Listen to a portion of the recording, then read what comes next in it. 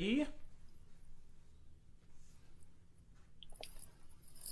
I'm Ellen Violette. I'm the founder of Books Open Doors. I'm an award-winning book strategist and coach and the creator of the 5-day bestseller breakthrough challenge. And the best advice I ever got is create a lifestyle and design a business around it. I just wish I'd gotten that advice a lot sooner. Ooh, I love that. So who gave you that advice, Ellen?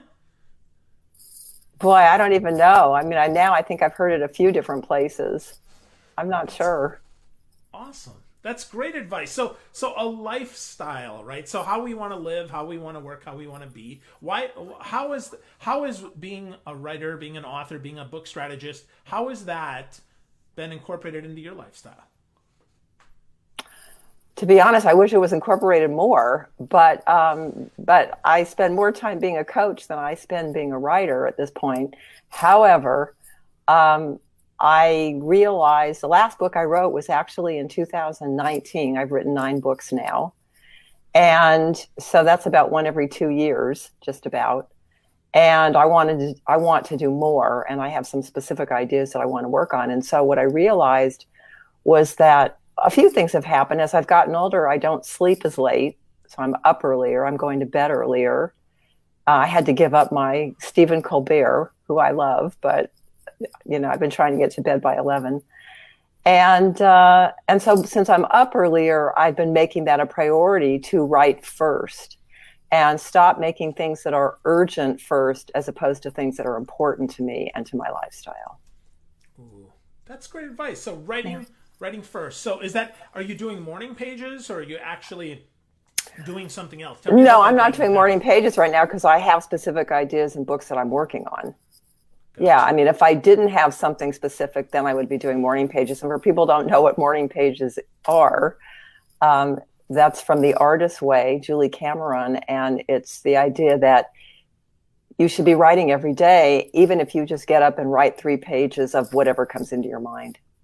Yeah, good. So I'm glad to hear that because I hear a lot of advice that says I should write my morning pages and my structured stuff, and I actually like that I can write. I can kind of pick one or the other because I struggle with that. When I'm in flow, I want to be in flow. I want to stay there. I want to write. So I'm happy to hear that. So how did you first get the writing bug though? Was it an English teacher or did you read a book that really sucked and you're like, hey, I can do better than this, or what?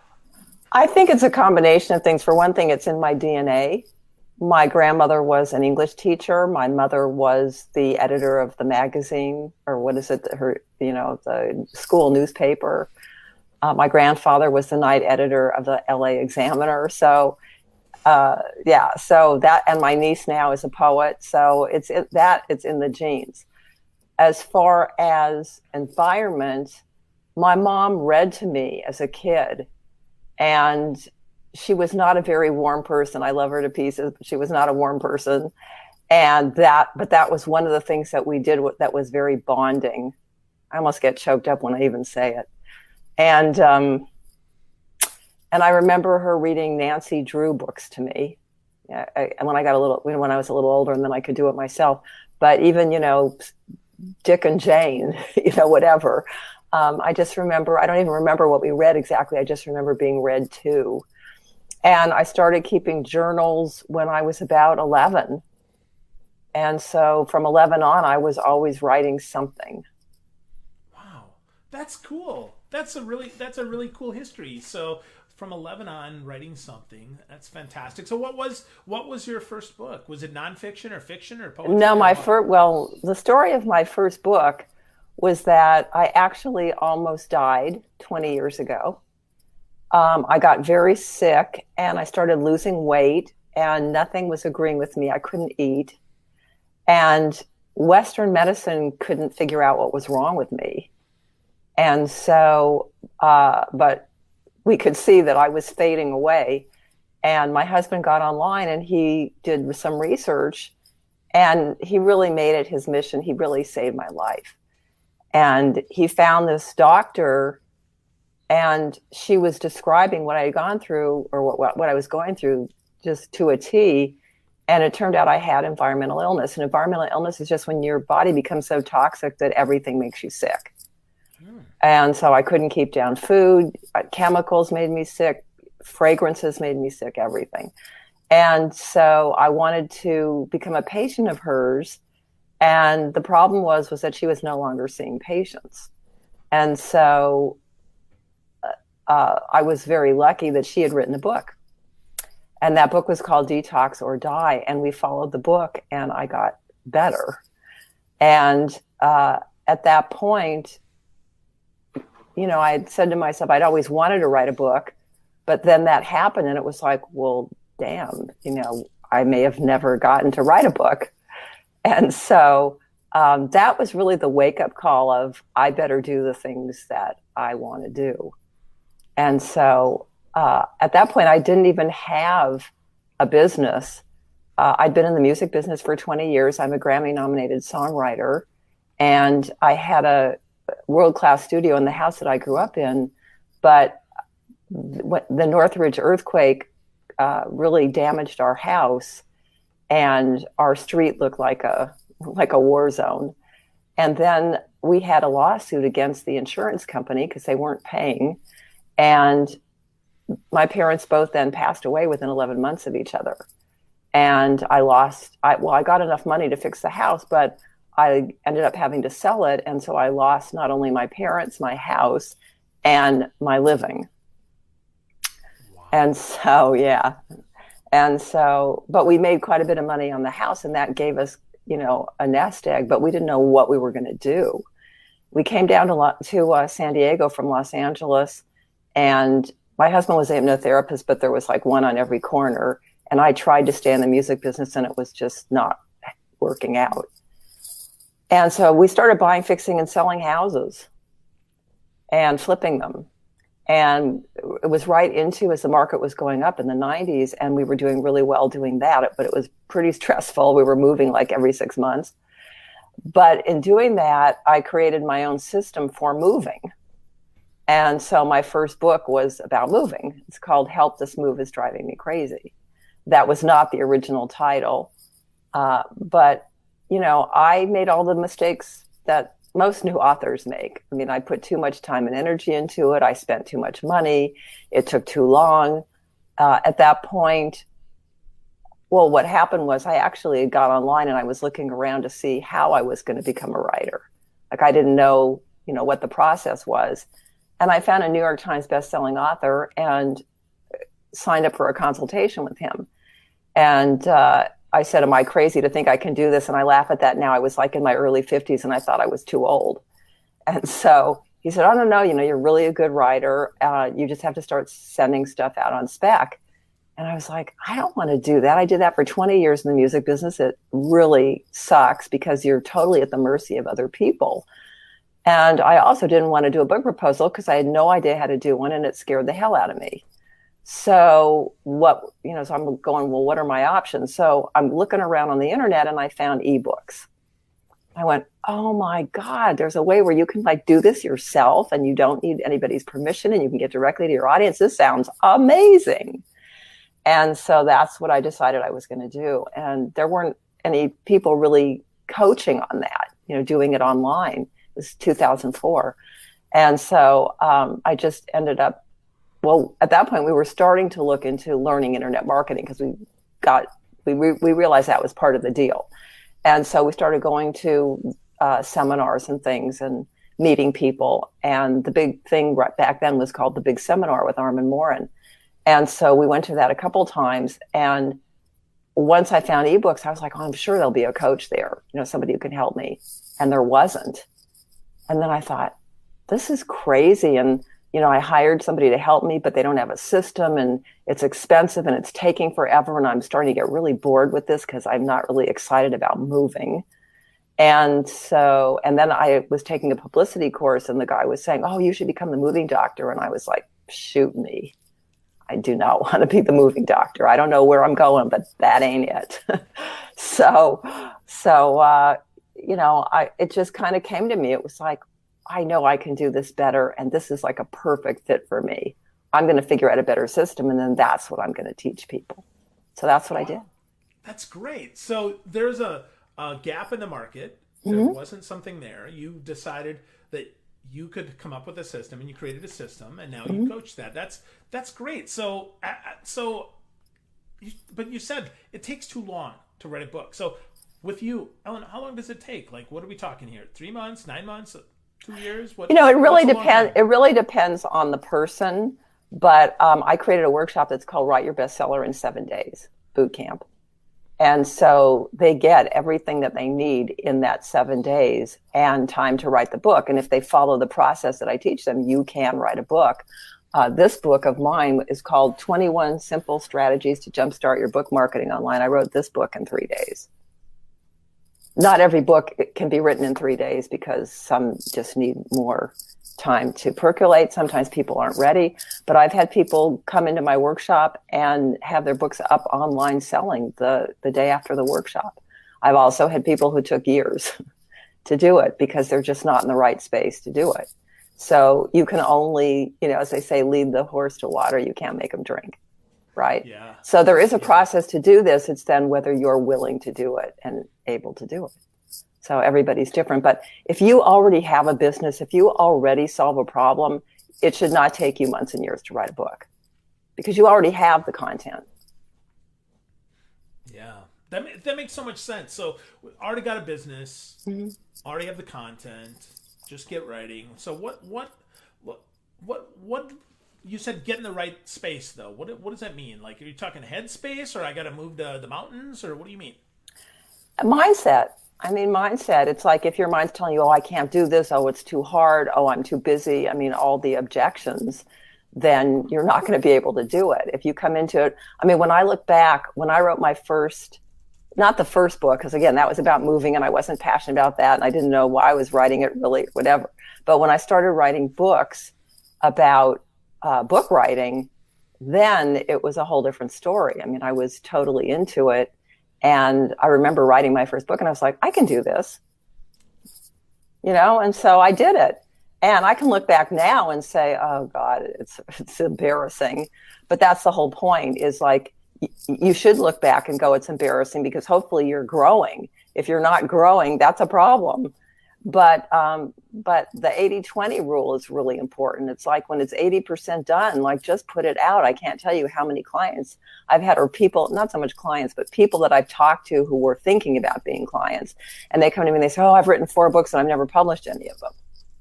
Why? Why would you keep writing books if you haven't published any of them? I don't know. What it is, they're uncomfortable. They're afraid of rejection. They're afraid of failure. And some of them are afraid of success. So, or the unknown. Interesting.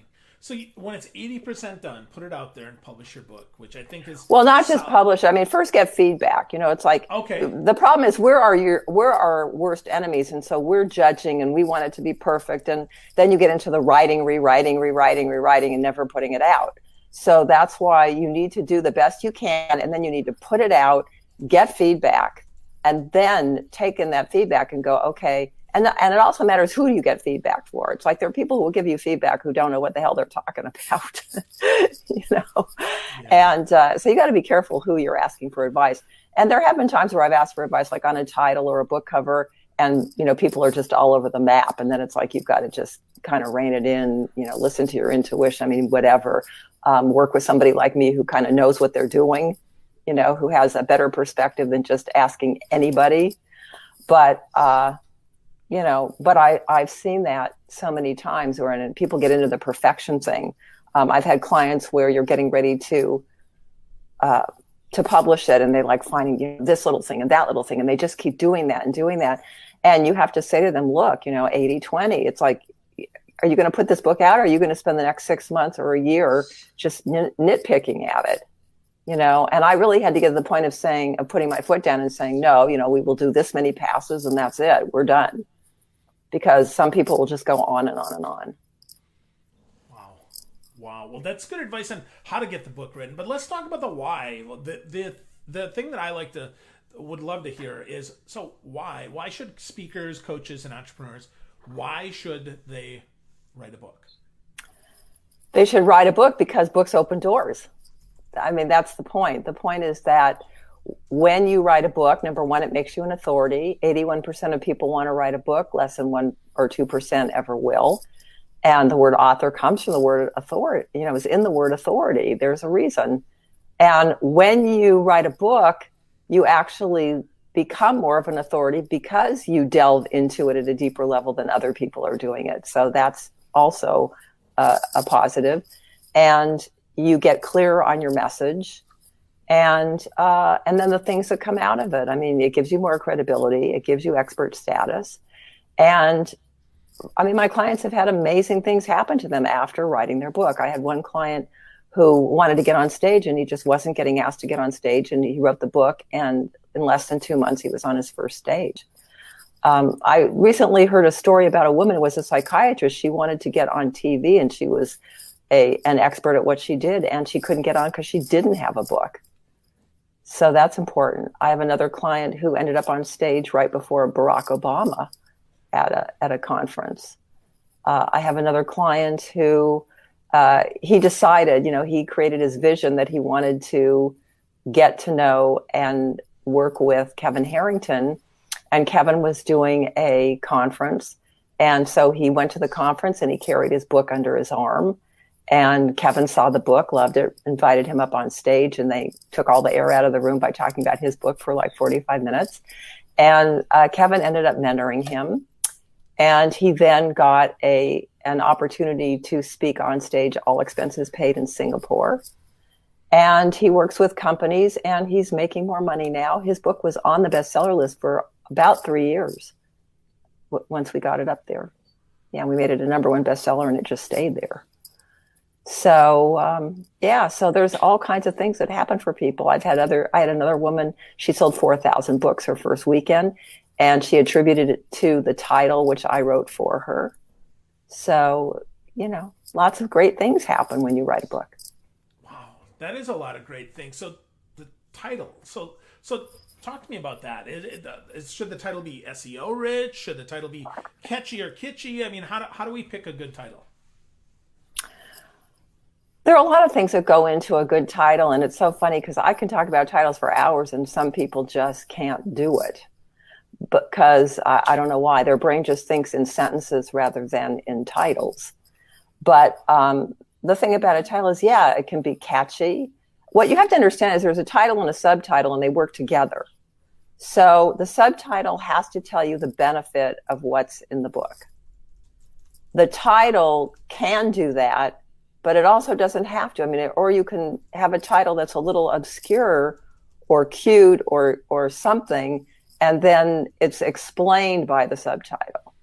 And other times the title says it. I mean, talk so kids will listen, listen so kids will talk. I mean, that's a great title because it's inverted and it says what you want to say, and yet it's very clever. A title like Blink, I wouldn't know what Blink meant if I didn't have the subtitle with it. So every title is different, but the bottom line of a title is it has to capture your audience's attention in one way or another. That's really the bottom line. And it has to be memorable, because if they hear you on a podcast, they see you on a show like this, and they're driving or they're sitting on the beach or whatever they're doing, and they can't remember it, that's a problem. Yeah, absolutely. Absolutely. That's a great reminder. Be memorable with that title. So do you recommend that people Google search it or trademark search it? I mean, I know that you can't technically trademark a title. Right, you can't trademark a title. No, I don't worry about that. What I would tell people to do is go into Amazon and see if there's another book with the title, because if there's another book with the title, I will not use it, and I will advise my clients not to use it.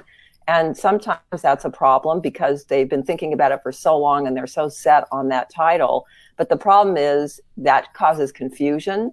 It may be hard or impossible to get the domain name.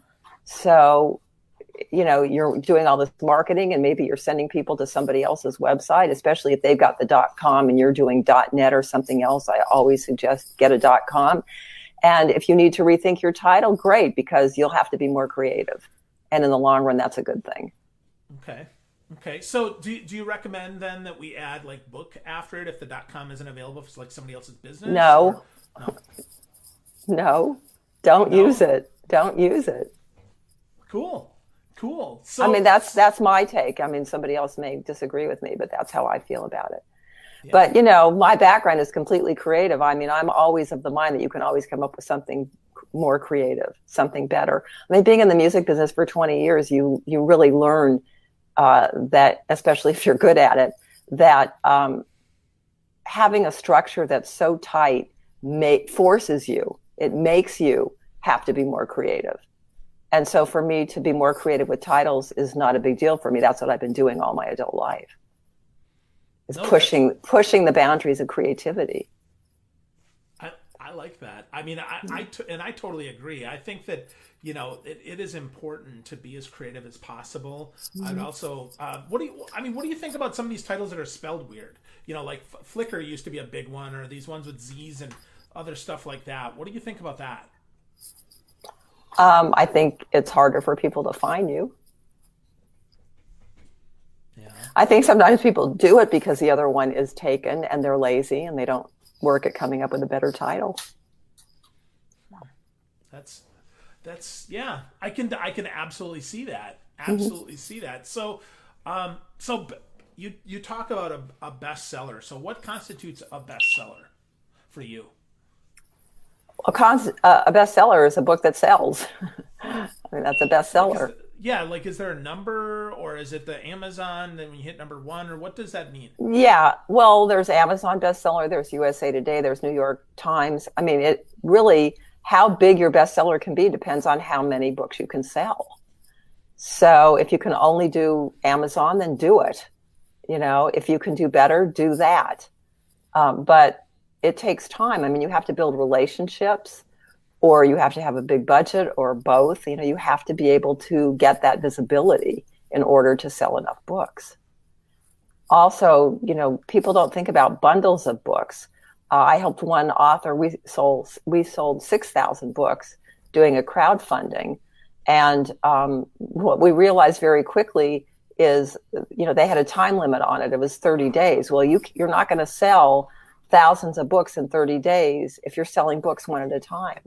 So we created book bundles. We created bonuses. We created incentives for people to buy a lot of books at a time. I agree. The bulk purchase. I mean, it's just as hard to sell one as it is to sell 100 in a lot of cases. So finding those buyers that want to buy multiple copies is super important. So, who is that? Is that corporations, associations, or there? It depends on what your topic is. I mean, sometimes it's schools, sometimes it's government, sometimes it's corporations, sometimes it's coaches who, you know, have a big practice. You just know, you know, it depends on what your topic is. Okay. Are there any topics that are bad, or can any topic be good for your book? Like, as far as sales go, I mean, not as far as like actually writing a good book. I don't know if there are any that are bad. I mean, mostly you want to stay away from things like pornography and things that are like illegal, but yeah, don't write an illegal book, especially if you're a speaker, a coach, entrepreneur, right? So or even to get it on social media. Yeah. Right. Yeah, no, that's a good point, right? Anything that'll get you banned is probably not good to write. Although I've seen some authors that write things that purposely get banned to use that as publicity as well. So so all the rules may or may not apply, right? Exactly. So, fun. So Ellen, you've got this awesome bestseller breakthrough campaign that you put together, this 5-day challenge. So talk to us about the bestseller breakthrough challenge and why you started and who it's for. Oh, great question. Well, the reason I started it was because when COVID hit, a lot of people were doing challenges and 3-day virtual events. And it was so interesting because I had actually started in January of 2020, deciding this was the year I was going to really up-level my skills. And so I was already in learning mode. And so I went to several of them. And I mean, over the years, I've been to, you know, many master classes. I'd also been through, one of the things that I went through was product launch formula. And Jeff's process is more master class. And to me, what I saw in those two different things was that one is more theory and the other is more rolling up your sleeves and doing it. And I found that I got more out of rolling up my sleeves and doing it. And so I really liked that process. And then I also realized that my strength is teaching other people. And so I just thought that doing a challenge would be the best way for me to help people start to write a book. And also because people are sometimes afraid of it, I wanted to show them that it's easy when you have the right steps and when you know how to do it. So that was why I did it that way. Cool. I like that. I like practical, tactical stuff. Mm-hmm. Really easy, helpful stuff.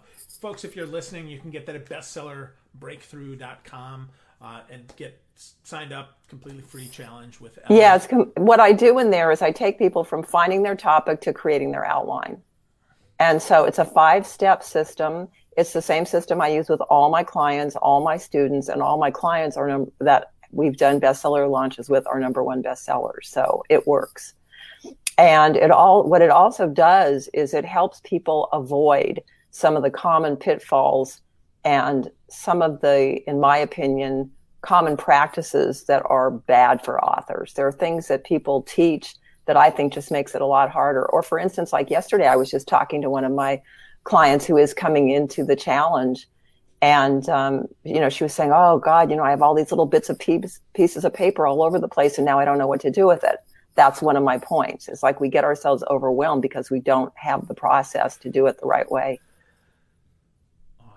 Awesome. So a simple process that we can go through, 5 simple steps with Bestseller Breakthrough. Really, really solid stuff there. I see there's, it's easy to sign up. You're not asking for a lot of information there. So when does the challenge take place? If folks are listening to this today, how long do they have? And are you going to run it again this year? Yeah, it's actually starting later today. We start at noon Pacific time today, and it goes all week. And, if you're seeing this tomorrow, the next day, it's not too late. It will be up through the weekend. And so I really want to encourage people not to be put off if they don't get in right at the beginning. As far as when I'm doing it again, that hasn't been totally decided yet. It'll be either later this year or the beginning of the year. I know people at the beginning of the year are always like, okay, it's a new year. I'm going to make a new resolution. So we'll see how it goes. But yeah, and if you're coming and you're hearing this after this week, don't worry about it. Sign up anyway, because you'll be on the waiting list for the next one. There you go. Great. Yeah. So go to bestsellerbreakthrough.com. Check that out. So Ellen, last words for you here. If folks are looking to get started, obviously they should sign up for Bestseller Breakthrough, but if you're giving advice to someone and you're like, hey, this is the best place to start writing your book, getting started with this, what would you tell them to do? Well, can I back up a minute? There's something I want to say, because somebody asked me this the other day, and I thought it was a really great question. They said, when is the best time to write your book? And I said, now, regardless of where you're at. I wrote my book right when I was starting my business. I've also written 8 more. So I've been writing them throughout my career. So it's not like there's one best time to write your book. The best time is to write it now. The reason I say that, and I love this story, I was recently reading The One Thing by Gary Keller, Keller Williams Realty, which is a multi-million-dollar real estate company. And he wasn't being taken seriously by the top people in his industry. And he went to his team and he said, give me 100 ideas of what we should do to break into the top tier. And they gave him 100 ideas. And he said, okay, let's whittle it down to the top 10. And so they whittled it down to the top 10. They said, okay, what's the one thing that we can do that's going to change everything? And they said, write a book. And he did, and it did change everything. And he sold millions of copies of that book. Now, I'm not saying that you will sell millions of copies of your book, but I am saying that writing a book is life-changing and it's very powerful and you should do it. So that's that. Now, what was the other question? Well, so getting started. Getting started. We've decided that we're going to write our book now. What would be the best way to get started besides obviously signing up for your Bestseller Breakthrough? Well, it is that process, and I'll tell you quickly what it is. It's number one is you have to know your why, what you're passionate about, what your skill set is, and what your goal is for the book. And then you have to know who your ideal audience is. Who are you writing this book for? I worked with a cardiologist and he'd written this book and it was a mess. And he came to me to fix the book. And I'm like, well, the problem with the book is you have three different audiences you're trying to write, and they're three different books. So he had one book that was his life story, which was fascinating. Then he had another story that was for his patients. And then he had another, well, not a story, but a book. And then he had another book that was for up and coming cardiologists. Three different books. So that book was never going to work. So you have to know who your audience is. And then you have to know what are their problems, what do they want solved and what are they going to be willing to pay for? And I go a lot more into that. And then how to position your book. That's important so that people can find it. And that really gets into, what are your keywords? What are your categories, your title, your subtitle, and what else is in the marketplace and how are you different? And then the last piece is writing your outline. And it's really very simple when you understand how to do it. People really overcomplicate it or they don't do it at all. And that's the worst thing you can do because you need a blueprint. You need to know where you're going or you're never going to get there. And so people run off the page and then they're going, oh God, I got myself over here. Now, how do I get back? And they don't know how to get back. So that's it. I mean, that's how you get started. And that's what we're going to go deeper in the challenge. Awesome. So knowing your why, know your who, know the problems, know how to position your book, and then get started and Yep. get your outline. Yep. Ellen, super, super helpful. I know if folks want to get more from you, Ellen Violette, you can go to booksopendoors.com. But is there a place on social media that you like to send people where they can maybe ask some questions or offer some feedback or anything at all? Yeah, I mean, they can find me on LinkedIn at LinkedIn.com. What is it? /IN/Ellen Violette. They can find me on Facebook. I'm just about out of friend room. And I'm not really great on the business page, but I do have a group, and that's really where I am every day. And that is facebook.com/groups/Books Open Doors. Awesome. So they can connect with you on LinkedIn, check out your Facebook group or lots of other places. And of course, I'd be remiss if I didn't remind folks, sign up for the Bestseller Breakthrough. Go to bestsellerbreakthrough.com, learn Ellen's 5 steps, and go deeper. Know your why, know your who, know the problems, position that book, and get writing your outline. Because speakers, coaches, entrepreneurs, if you're listening, get writing your book.